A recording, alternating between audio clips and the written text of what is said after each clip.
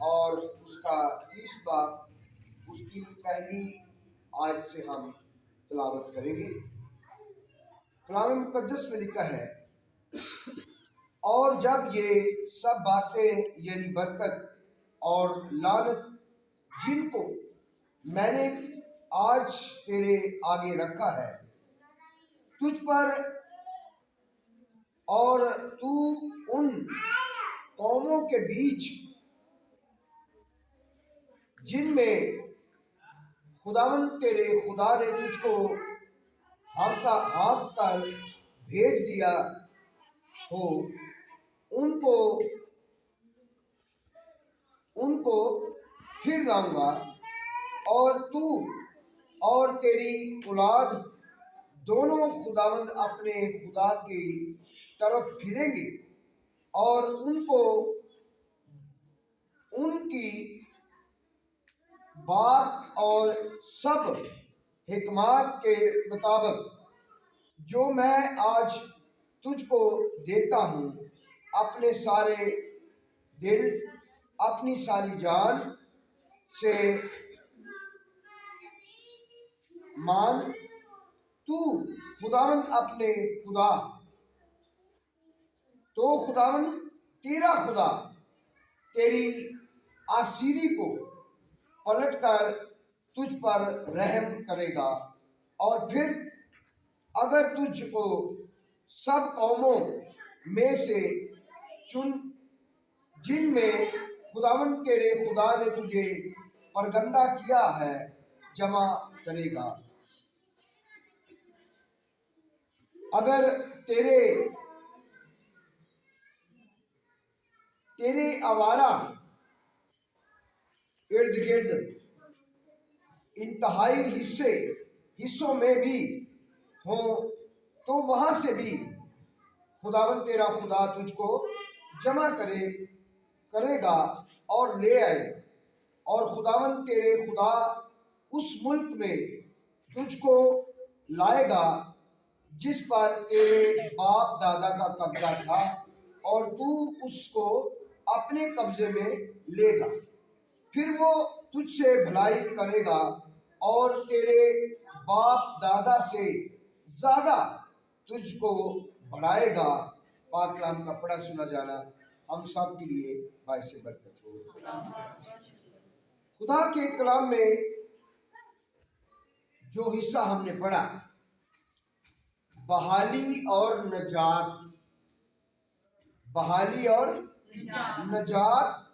اور برکت دینے کا موضوع ہے کہ خداوند تیرا خدا تجھے برکت دے گا اگر تو اپنے دل سے، اپنی جان سے اپنے خدا سے محبت کرے گا، اور جن باتوں کا ذکر تجھ سے خداوند تیرے خدا نے کیا، وہ کہتا ہے کہ دونوں راہیں میں نے تیرے آگے رکھ دی ہیں، اب لعنت کا راستہ بھی ہے، اگر تو میرے حکموں پر نہیں چلتا تو لعنت ہوگی تیرے گھر پر، تیرے چوپاؤں پر، تیری اولاد پر، تیری نسل پر، اور آنے والی تیری نسلیں بھی اسی لعنت میں زندگی کو بسر کریں گی۔ اور دوسرا راستہ خداوند فرماتا ہے کہ لعنت اور برکت دونوں تیرے اختیار میں کہ تو کون سا راستہ اختیار کرتا ہے۔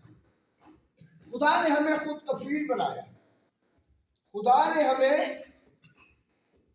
خود کفیل بنایا ہے، ہر شخص اپنی مرضی سے اگر کوئی کلام کو قبول کرتا ہے تو خدا اس کے گھر میں جو چوپائے ہیں، بھیڑ بکریاں، وہ بھی 2 3 بچے دے گی اور صحت مند ہوں گی، کیونکہ جو تو خدا کے ساتھ چلے گا تو خدا تجھے برکت دے گا، اور جو راستہ تو اختیار کرے گا۔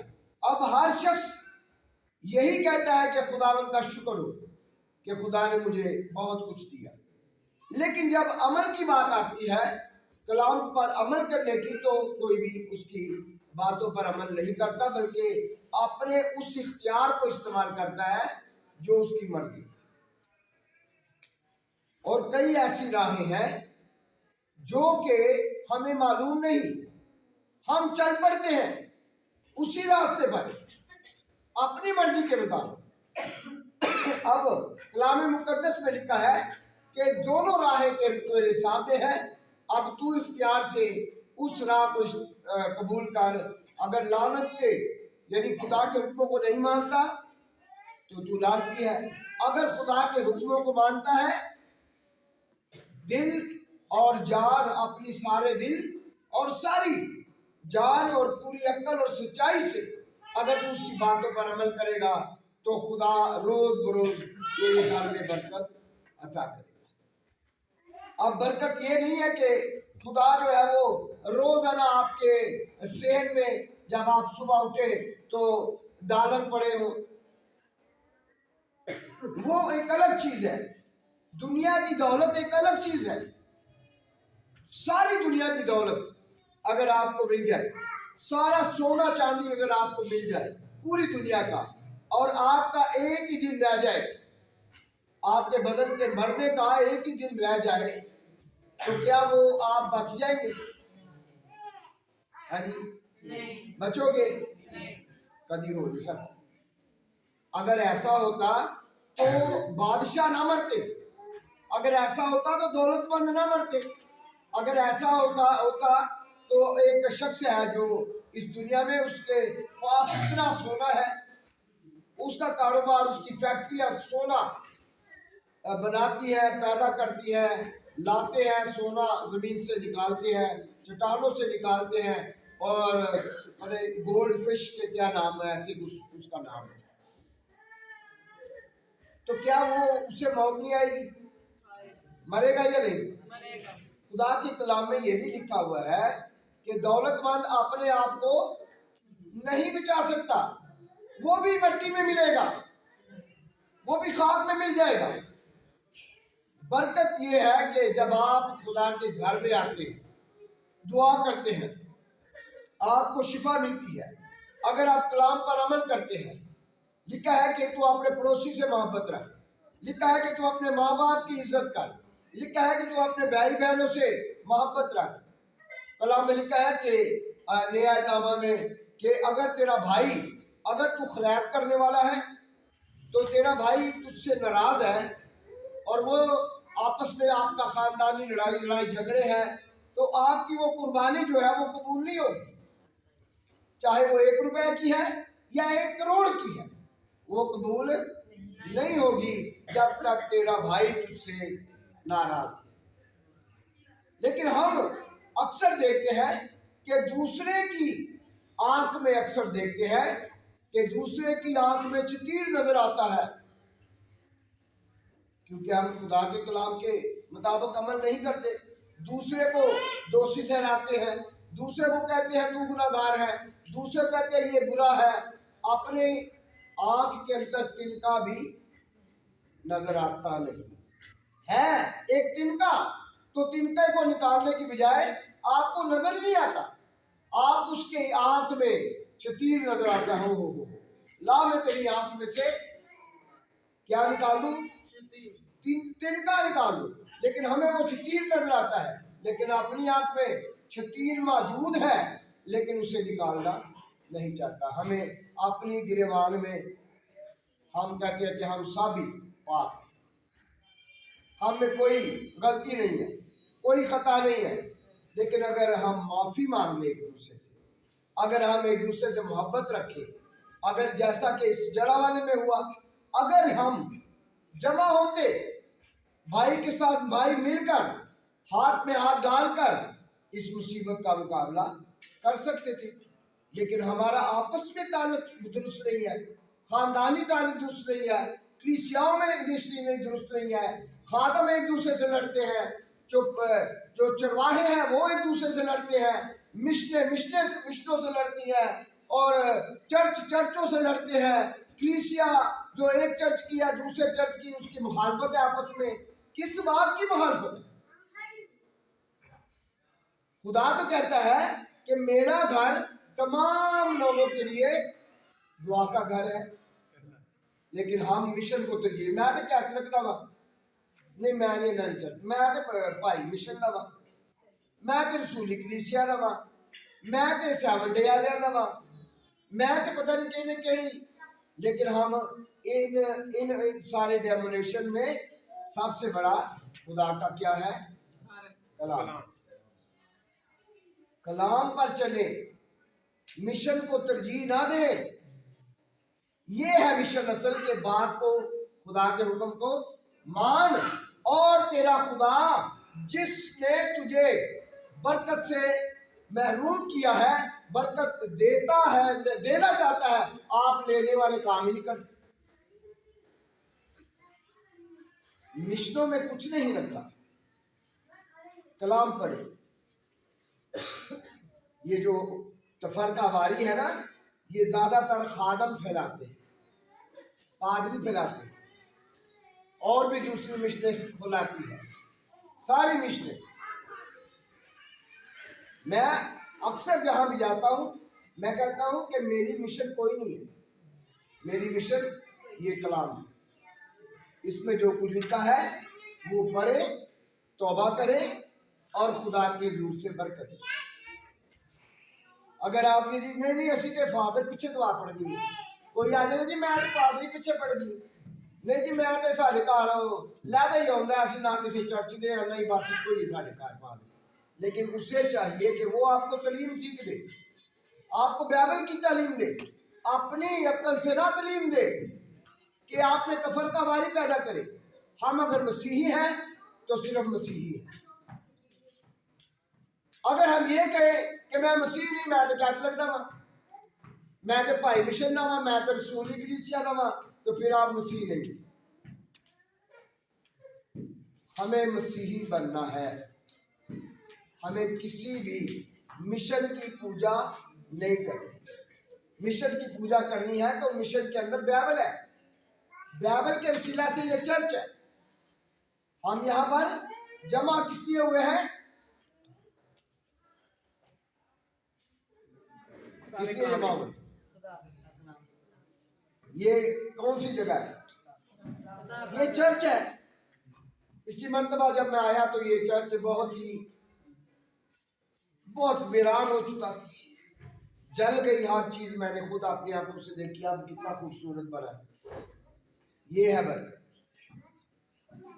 خدا اپنے لوگوں کو برکت دیتا ہے یہ آپ لوگوں کے لیے چھپنے کی جگہ ہے آپ کی عبادت کی جگہ ہے اس کی حفاظت کرے اور اس کے اندر کلام سنا جاتا ہے اس پر غور کرے کسی کے پیچھے نہ چلے کلام کے پیچھے چلے اس کے پیچھے نہ چلے جو آپ کو بری باتیں بتاتا ہے اس کے خاندان کی کئی لوگ میں نے دیکھا ہے کہ وہ کلام پڑھتے ہیں اور آپ کو ایک دوسرے کے مخالف کرنے کے لیے باتیں کرتے ہیں لیکن کلام مقدس یہ نہیں کہتا کلام مقدس یہ کہتا ہے خدا کے کلام میں یہ پہلی آیت جو میں نے پڑھی یہاں پر لکھا ہے اور جب یہ باتیں بھی یعنی برکت اور لعنت جن کو میں نے آج تیرے آگے رکھا ہے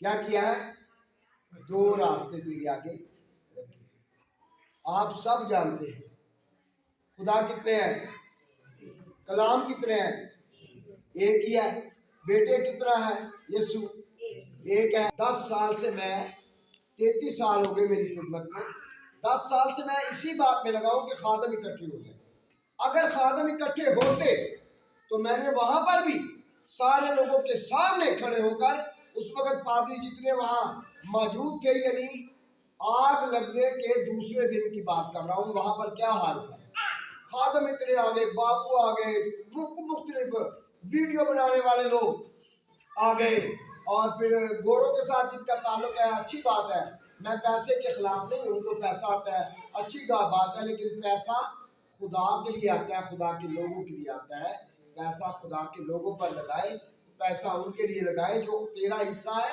تو لے لیکن جو تو تیرے پاس خدا کے لیے آتا ہے وہ خدا کے لیے آتا ہے تو وہاں پر بھی میں نے یہی بات کی تھی کہ آج سارے خادم جمع ہو گئے ہو جگہ جگہ سے آ رہے ہو ویڈیو بنا رہے ہو لیکن اگر یہ سارے خادم ایک ہوتے تو کسی کی جرات نہیں تھی کہ وہ ان بستیوں کی طرف دیکھ سکتا لیکن ہمارے لوگ, ہمارے خادم جو پادری ہے, جو فادر ہے, جو بھی کوئی ہے, وہ جو کہتے ہیں ہم چرواہے ہیں, تو کلام مقدس ایسے چرواہوں کو قبول نہیں کرتا. خدا کے کلام میں, مکاشفہ کی کتاب میں بھی, اور پھر رومیوں کے خط میں بھی یہ لکھا ہے کہ تو سمجھتا ہے کہ میں رسول ہوں, تو کہتا ہے کہ میں رسول ہوں, لیکن تو ہے نہیں. قاصد ہے, قاصد کا کام ہے کہ وہ آ کر آپ کو کیا کرے, بادشاہ کی طرف سے آیا ہوا پیغام. خداوند کو ہم کیا کہتے ہیں, بادشاہوں کا بادشاہ. تو جب بادشاہ کی طرف سے یہ باتیں ہیں تو میرا کام ہے کہ میں قاصد ہوں, یہ آپ تک پہنچانا. اپنی طرف سے مشنوں کو ترجیح نہیں دینا. آپ بائبل پڑھیں اور توبہ کریں. آپ توبہ کا کلام پڑھے کریں گھر میں, نئے عہد نامہ میں, پرانے عہد نامہ میں. آپ کو توبہ کا, جب آپ توبہ کریں گے تو آپ کو اپنا گناہ اپنے اندر نظر آئے گا. ہر ایک شخص کے گردن کے گرد ایک گرہ, یہ کیا ہے, ایک گرہ ہے. اگر ہر شخص, چاہے وہ پادری ہے, چاہے پوپ ہے, چاہے فادر ہے, چاہے کوئی بھی ہے, جب اپنی گریبان میں دیکھے گا نا تو اسے اپنا آپ نظر آئے کہ میں کیا ہوں.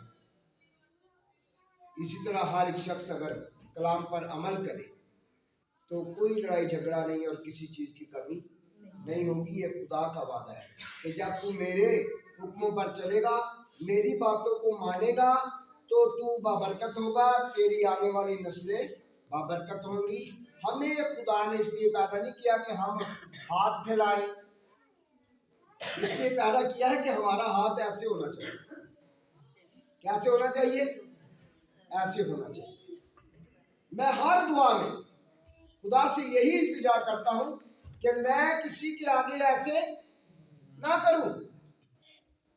مجھے اس طرح نہیں چاہیے. اچھا, مجھے ایسے بننا ہے جیسے ہم زبور 18 میں پڑھتے ہیں, آپ پہ اوپروں ہاتھ بدا کے مینو رب اوپر سے ہاتھ, اوپر والا ہاتھ آپ کو بچاتا ہے. جو ہاتھ اوپر ہے وہ بابرکت ہے اور زوراور اور قوی.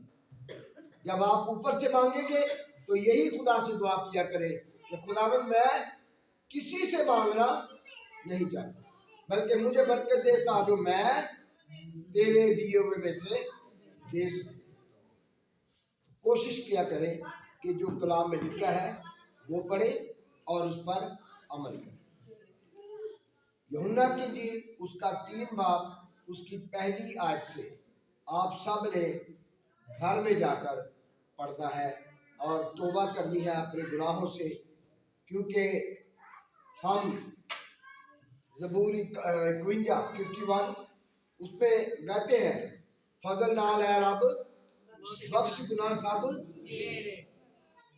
میں بھی وچ گناہ دے جمیا میری. تو جب ہم یہ کہتے ہیں ہم سب گناہ گار ہیں تو توبہ کی ضرورت نہیں ہے یا نہیں؟ اگر توبہ کریں گے تو خدا کی حضوری سے برکت پائیں گے, اور توبہ کریں گے اپنا گناہ نظر آئے گا. توبہ کریں گے تو دوسرے کو بھی معاف کریں گے.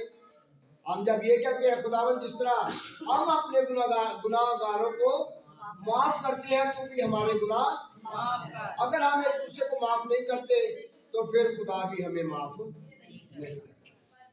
اس لیے کوشش کریں آپس میں محبت رکھیں, اپنے سے دوسرے کو افضل جانیں, دوسرے ایک دوسرے کی تکلیف پہ کام آئیں.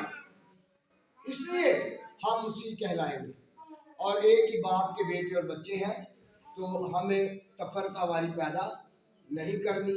اے چرچ تیرا تے اے چرچ میرا, یہ سب چرچ ہمارے اپنے. میں نے جب پچھلی مرتبہ آیا تھا تو میں چرچ کے لیے بھی جو ہے وہ یہاں دے کر گیا تھا سیٹ, برتنوں کا سیٹ چرچ کے لیے بھی دیا گیا. یہ نہیں کہ میں نے کہا جی یہ کیا میں نے اسے نہیں دینا, یہ بھی خدا کا تھا. یہاں پر بھی ان کی ضرورت ہے. मेहमान आते हैं यहाँ पर भी, बाहर से भी लोग आते हैं, अपने लिए भी इस्तेमाल होते हैं। तो जो चमड़ा मंडी के अंदर चर्च है कैथलिक का, वहाँ पर भी मैंने एक सेट वहाँ पर भी देकर गया। तो मैंने चर्चों को भी, ये सब चर्च मेरे खुदा का घर है। दुआ की तरह कोशिश करें कि इन बातों को अपने अंदर से निकाल दें। सिर्फ हम मसीही हैं, हम कोई मिशन नहीं, सिर्फ क्या है, सिर्फ मसीह और हम कुछ नहीं। आमीन। बात का पढ़ा सुना जाना हम सब के लिए बायस करते हैं। हालेलुया, तेरा शुक्र। तो गुजारी की दुआ खुदा की खात्मा के साथ में। कदूस कदूस मेहरबान आसमानी बाप, तेरे दिन बरकतों के लिए शुक्रगुजारी करती हूँ प्यारे खुदावंदा। तेरे आए हुए लोगों के लिए शुक्रगुजारी करती हूँ प्यारे खुदावंदा। ये यीशु तेरे चरणों में झुके हुए हैं तेरी शफकत को मांगने के लिए प्यारे खुदावंदा। अपनी शफकत को जारी और सारी करना प्यारे खुदावंदा। तेरे दिए में से जो हम दे रहे हैं प्यारे खुदावंदा, तेरे नाम को जलाल देने के लिए प्यारे खुदावंदा। इन पर रहम करना, तरस की निगाह करना यीशु राजा। अपने खादम को छूना प्यारे खुदावंदा, बरतों से माला माल करना प्यारे खुदावंदा। रहम कर, तरस की निगाह कर यीशु के जलाली व बरकत और छूना। आमीन।